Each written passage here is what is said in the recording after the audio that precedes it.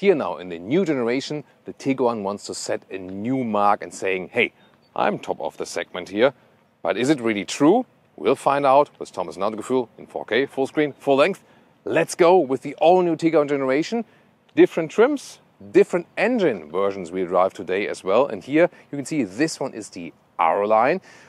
There's a lot of sporty accentuations going on in the lower part, high gloss black and this mesh front grille. And we have here as a comparison the Elegance. This is the other top trim, more this horizontal focus, more chrome styling. So yeah, a little bit more elegant approach. And the base version would be closer to this than it would be to this one. Here the R-Line also has more high gloss black all over the vehicle. And in general, the styling, before the Tiguan was more like, I would say a little bit more, angular and so on. Now more round shapes to improve aerodynamics. So it went down from 0.33 to 0.28 in the CD value, which is good. CD value always better when it's lower. Not necessarily in the 20-inch wheels, R-Line and so on. This is worse aerodynamics-wise, but the overall aerodynamic form has really massively been improved. You have these air curtains here, air going through here and here, going through the wheel arches.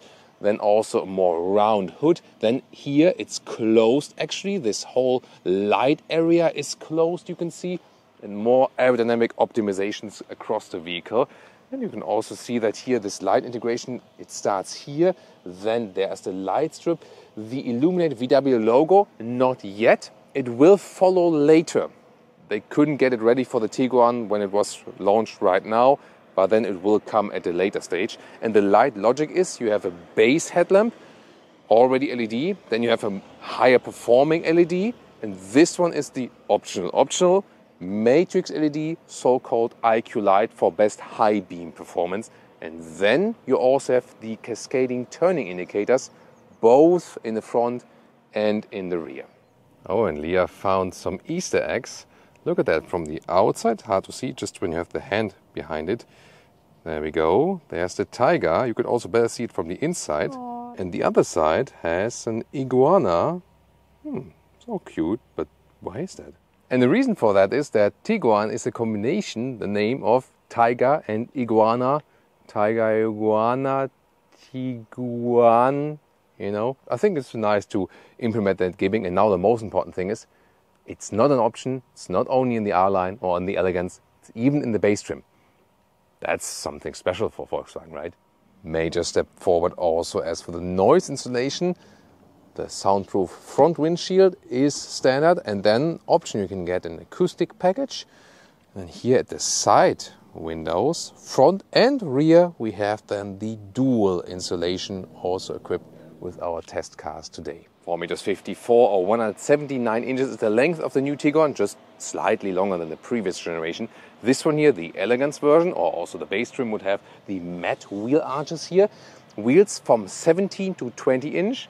These ones here are 19-inch wheels in this rather closed aerodynamic design. Then more of this matte cladding here all around. But already here in the Elegance, you have this shiny frame trim around the windows, and you can see this is more or less a conservative design. You have a dropping line right here, more form follows function, that you have space on the interior. But now coming to the R-Line, if we move over to our second vehicle, you can see more high gloss black, for example around the wheel arches. These ones are also the optional 20-inch wheels.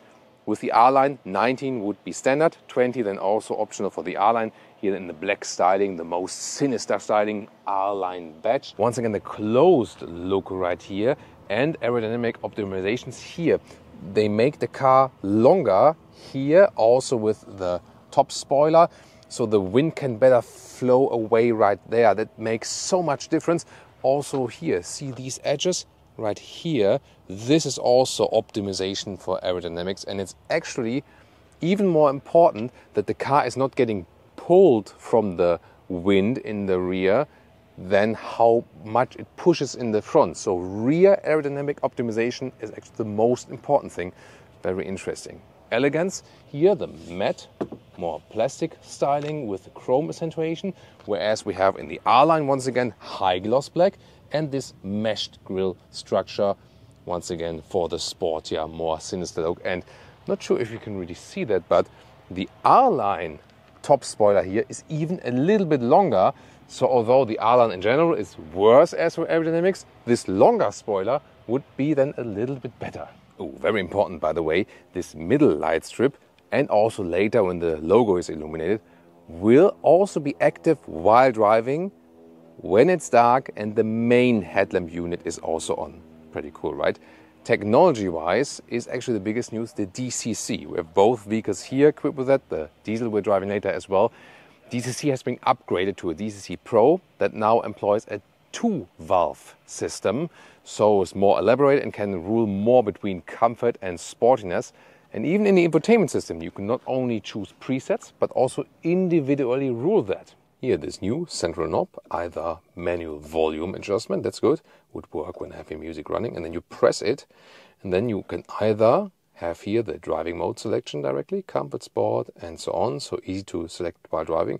You can also slide in this one here, and then select the ambient lighting moods.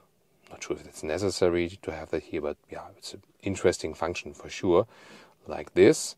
So, and then you see what you are selecting, but you can also go deeper in the menu, and then here with the individual modes, this is just information, but here with the individual mode I can have more settings, and then you can also individualize this DCC setting from minus to plus. This is the most comfortable one, this is the sporty ones, and the interesting thing is it's not only here then. So when you, for example, set it here, it rules between approximately this spectrum. When you have it here, it's like in this spectrum.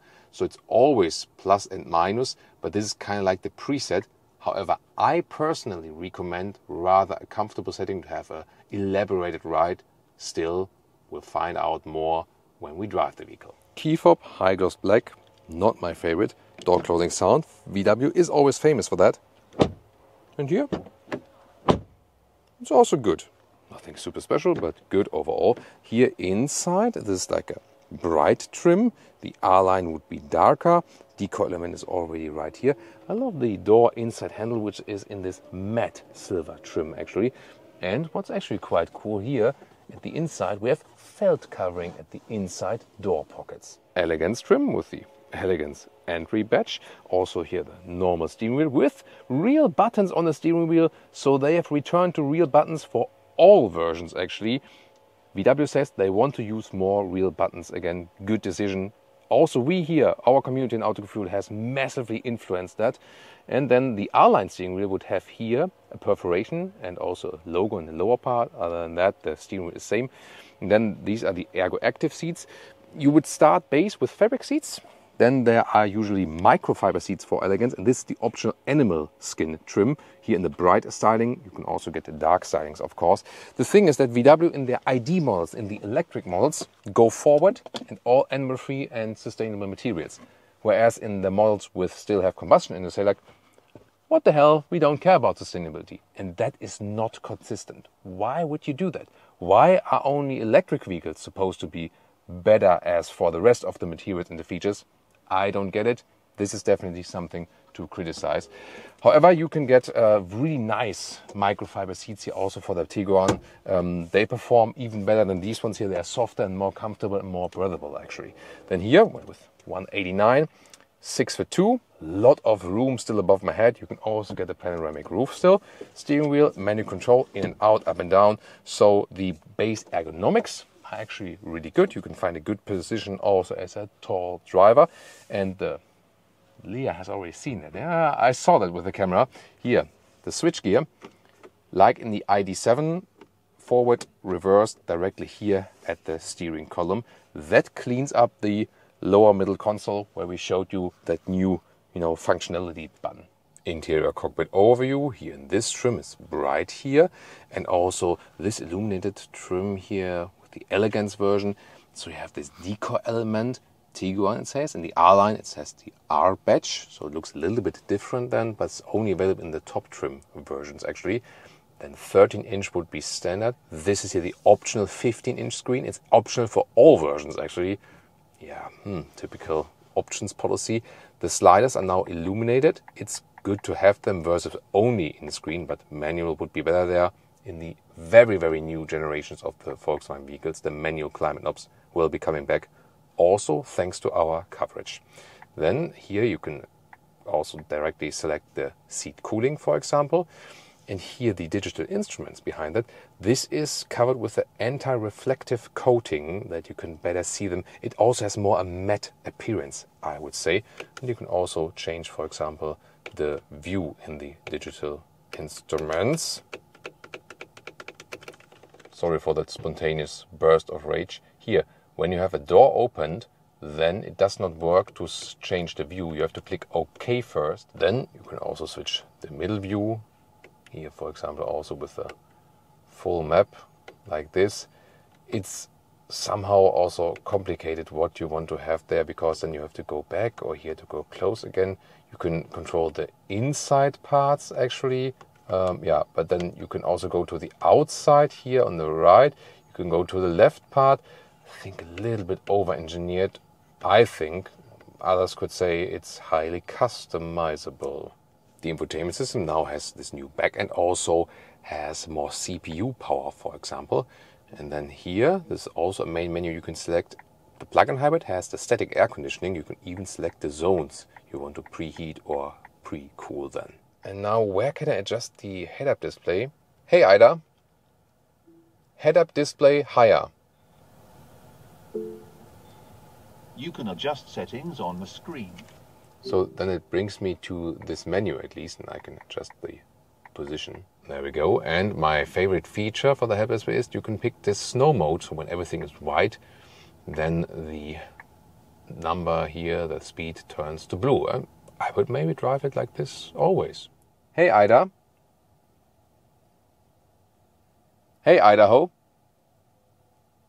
Ah wait, it's hello. Hello Ida.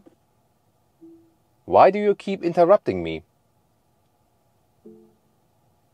Oh, that's something I still need to learn. Yeah, that's what I said, right? Yeah. So yes, the software has become better, definitely, but that's something that sometimes it gets activated and then records everything you're saying here. Oh, that's something I still need to learn. Yeah, you know, and then you haven't activated it yourself, but just becomes active by this activation word, and then it's telling you something. So what I usually do, that I deactivate these activation words and I just use the button on the steering wheel then for the input for the voice system. That's usually better with most vehicles. Middle console space above, and then underneath 2 inductive charging pads.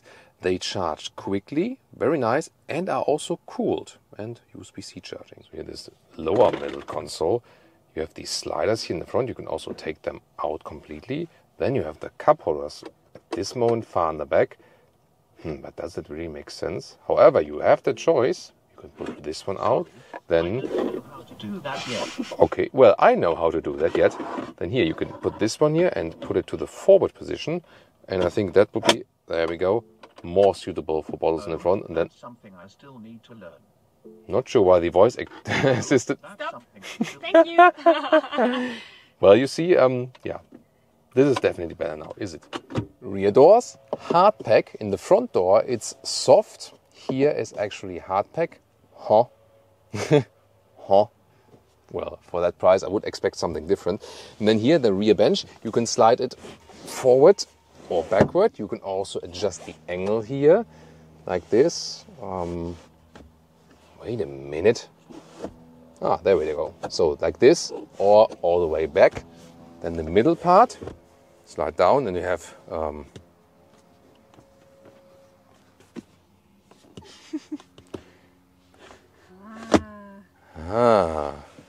yeah, I remember with the static review I had some problems with that as well. So these are the cup holders.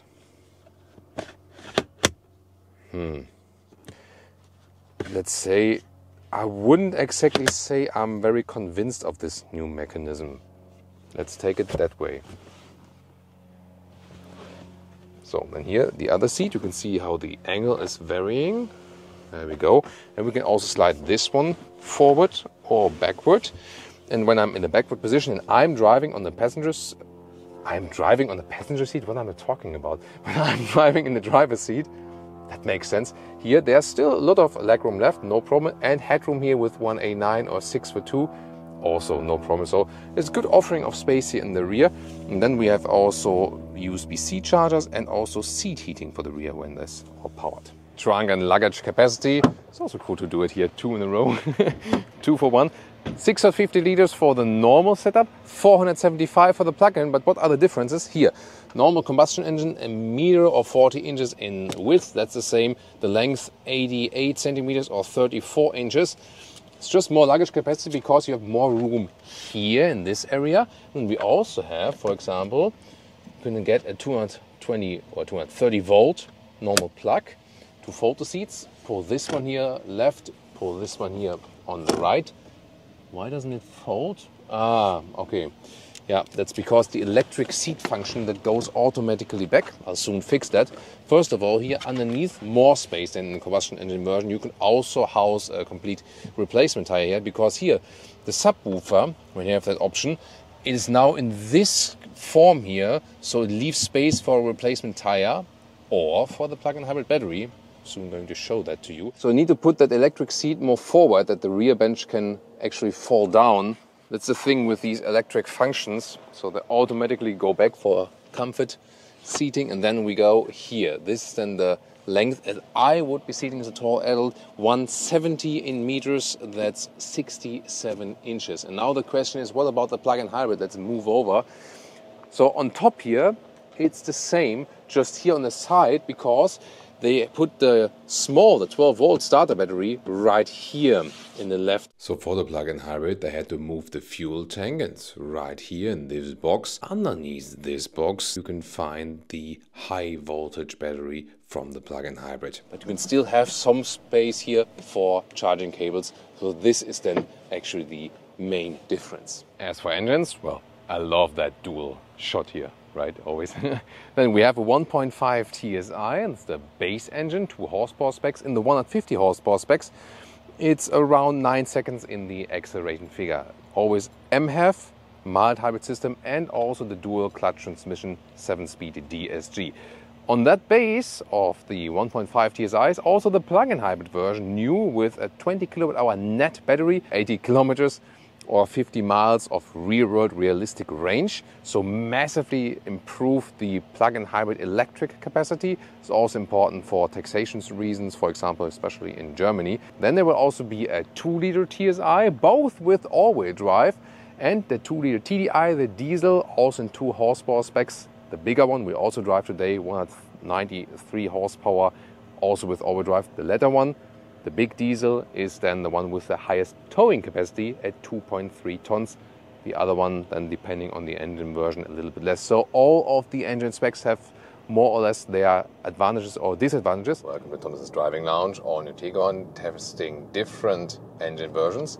Here starting with an all-wheel drive version of the TDI. So 7.7 seconds in the acceleration figure, so a little bit stronger, and let's see how that behaves. From 40 kilometers an hour, we'll accelerate it out. Let's go.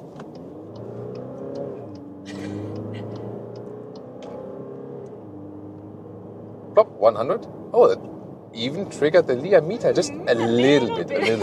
Yeah, just a little bit. I mean, she's used to like really sporty vehicles nowadays. Yeah, so decently quick. And when we're driving in the city and so on, then you hear this typical diesel nailing, we say in Germany. So, yeah, rather unpleasant sound indeed. But here on the motorway, the difference is rather minor. I was also picking up the sport mode. I can go back to the comfort mode, then the RPMs go a little bit lower. And then actually at higher speeds, the difference between the engines is not that relevant, I would say. And here now on the motorway, 1 kilometers an hour, we can also experience the driving assist. Here travel assist is also then upgraded for this vehicle.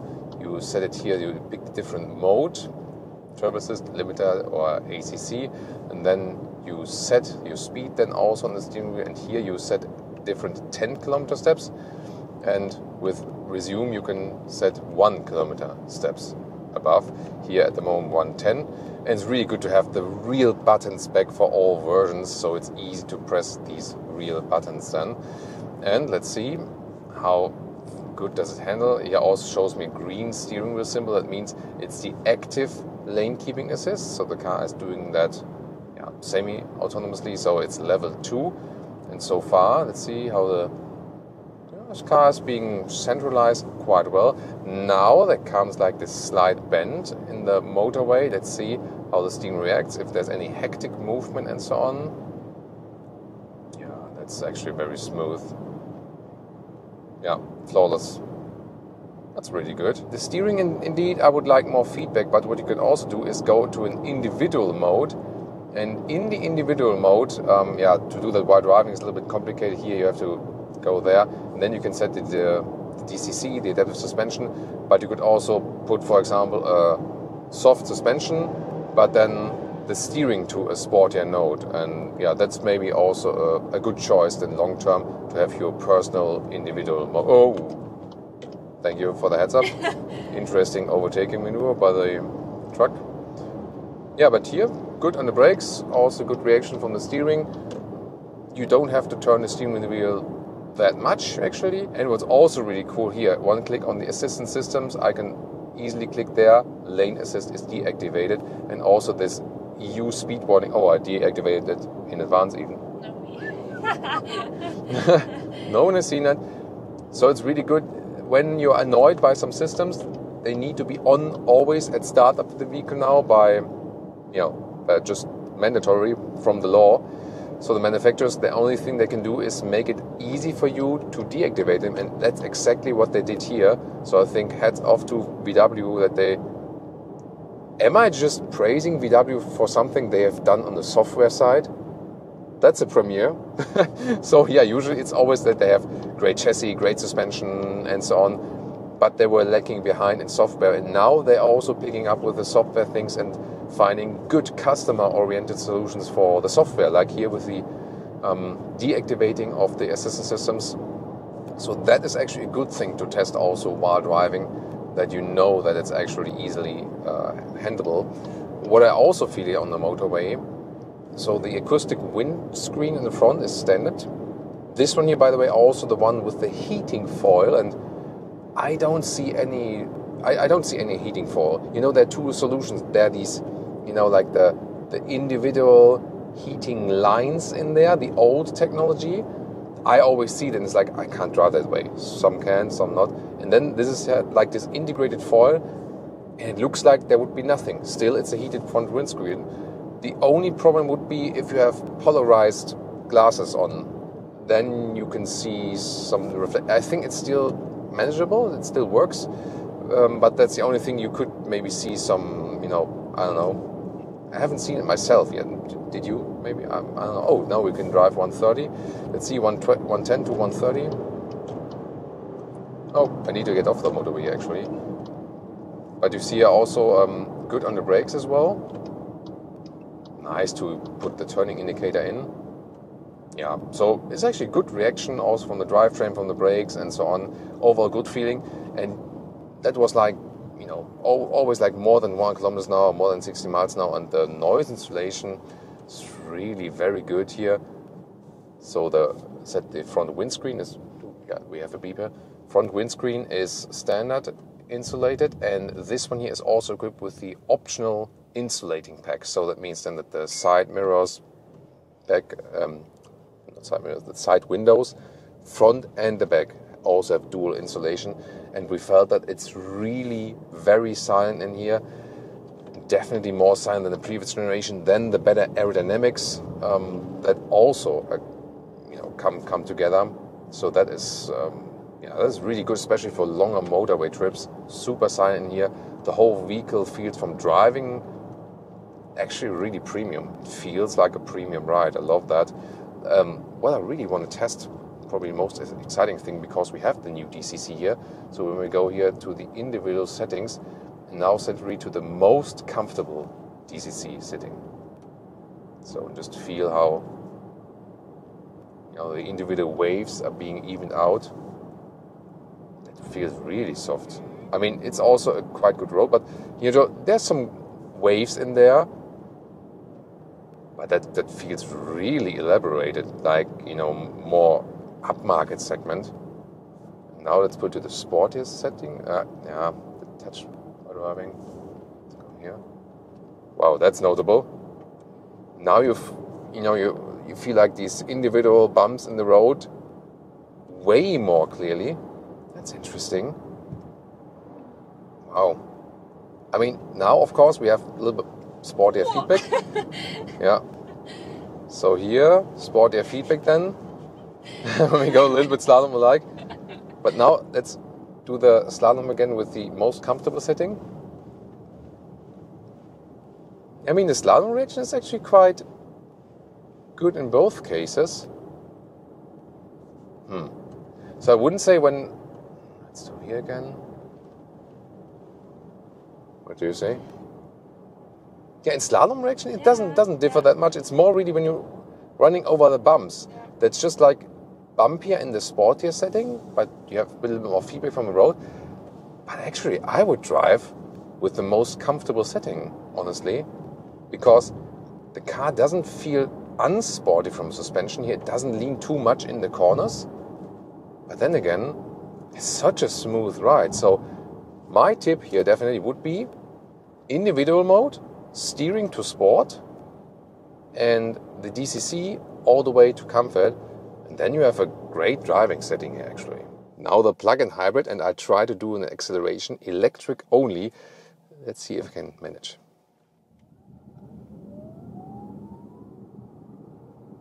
Well, that was 0 to 50. It could be a little bit quicker, but I want to be gentle because when I use the pin down, then also the combustion engine goes on. But you can see you can even accelerate quite quickly, all electric.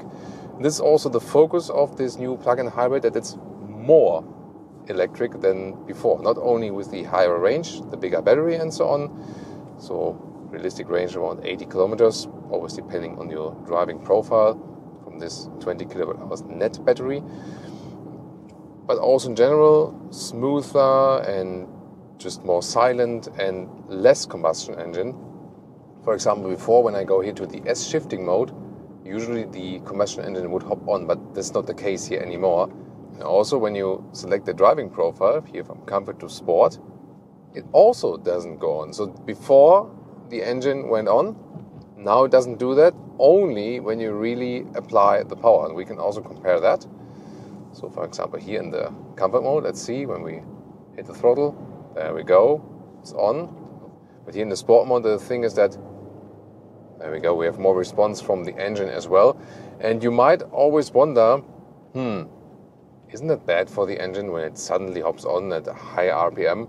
Of course, it's always better not to do that in a way, but sometimes it's, maybe needed.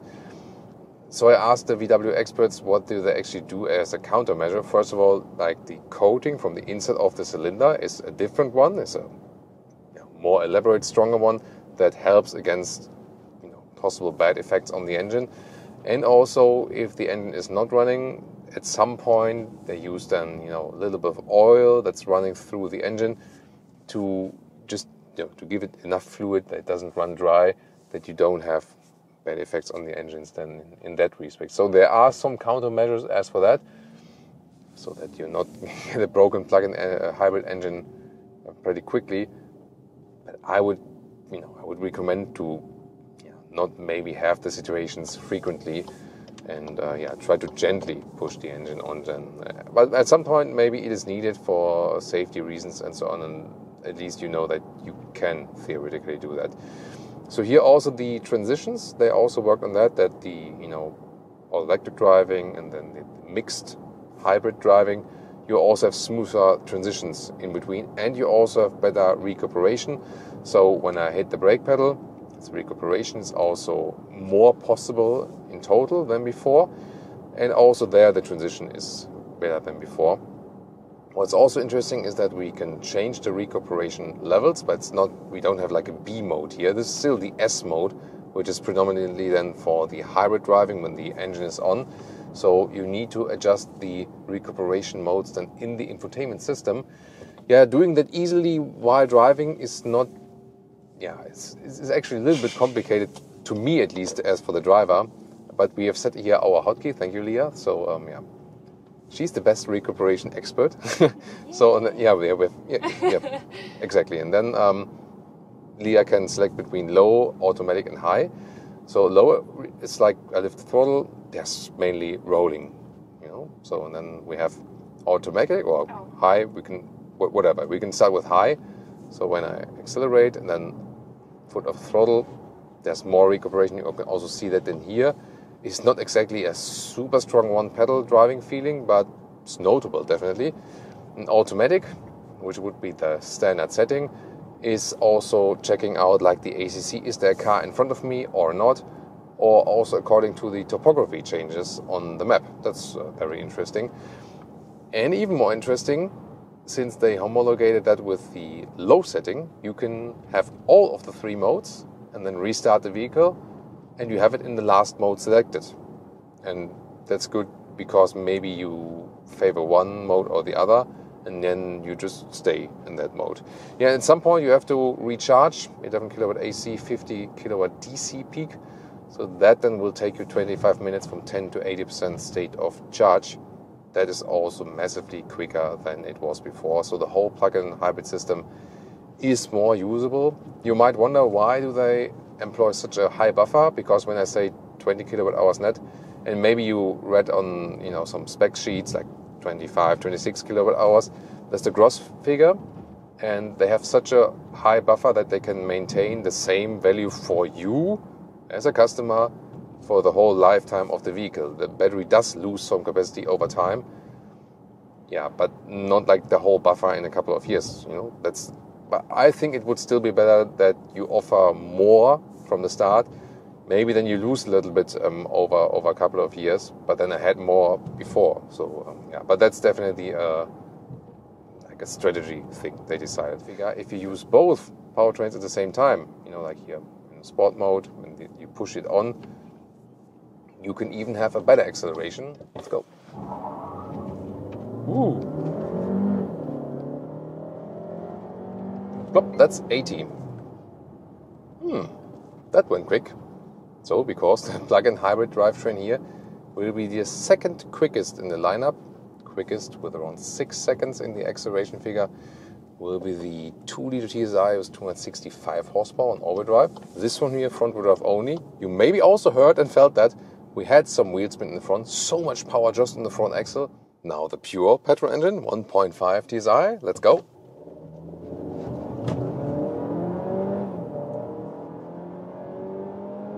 Plop, that's 80.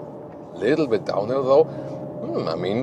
Acoustic-wise, the coolest, I feel. Have the pure petrol engine sound. Of course, it's in a way then also the slowest of the ones in the test today, but it doesn't feel like that. So, and you have a quite natural feeling to that engine here.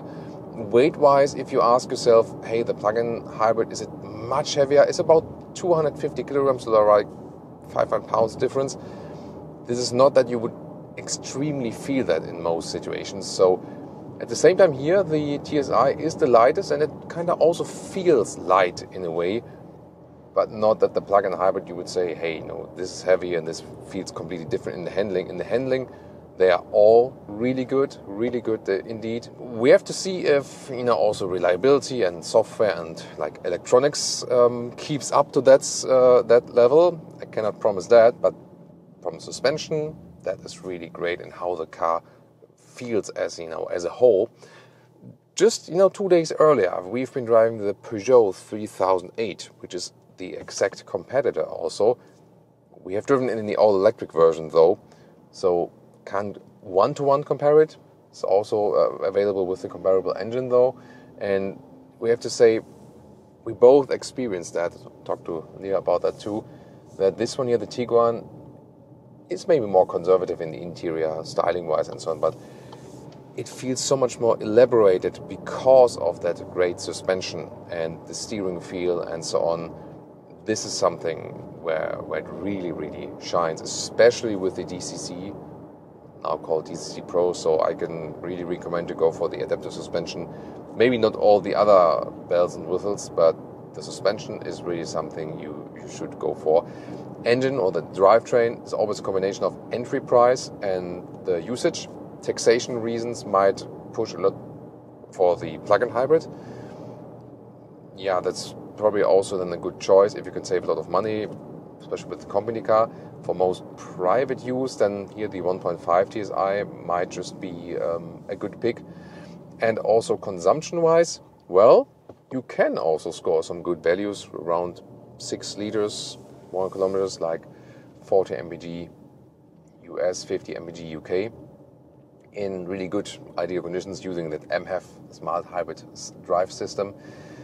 If you have some more dynamic driving, rather towards 7.5 liters in 1 kilometers, like 30 mpg US, 40 mpg UK. This would also then, the latter also count for the TDI in the all-wheel drive spec, because that also consumes some more fuel. So there you see that TDI and TSI come very close. Only when you go like really high-speed motorway, then the TDI can catch up and is very good in the consumption, relatively low, whereas the petrol engine has a wider span of consumption, so the TDI doesn't vary so much in the consumption. That's the thing. And the plug-in hybrid drivetrain, you can only always say it depends how much electric driving and how much petrol driving you do for that hybrid drivetrain. Now, definitely good to compare the competitors of the Tiguan.